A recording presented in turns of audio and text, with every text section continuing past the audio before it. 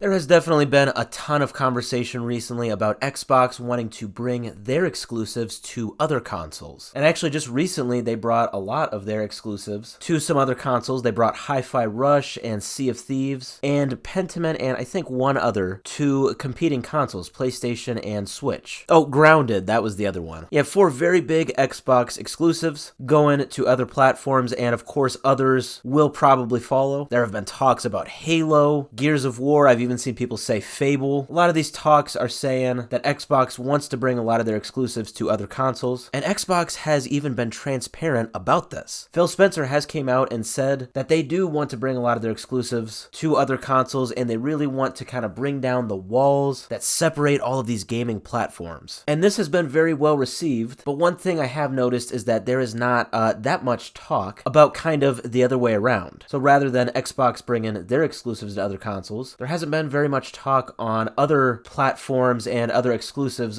bringing their content to Xbox. But during a recent interview with Polygon during the Game Developers Conference, Phil Spencer actually talked a lot about this, and something very notable is that he expressed his desire to bring a lot of PC gaming platforms to the Xbox. Most notably, he talked about wanting to bring the Epic Games Store and Steam to the Xbox so that when you have an Xbox console, it would basically be available for you to use these PC platforms and basically kind of treat your Xbox console as almost a console PC hybrid, which would be extremely well received. I think there's just a lot of talk right now about people who have traditionally been console gamers wanting to switch to PC, myself included. And that is of course because as the years go on, consoles just really miss out on a lot of great PC games. I think Phil Spencer knows this, I think Xbox knows this, and that is why I think they are really wanting to not only bring these platforms to the Xbox, but probably more broadly, I think they are probably wanting to make the next Xbox console a sort of console PC hybrid. So during this interview,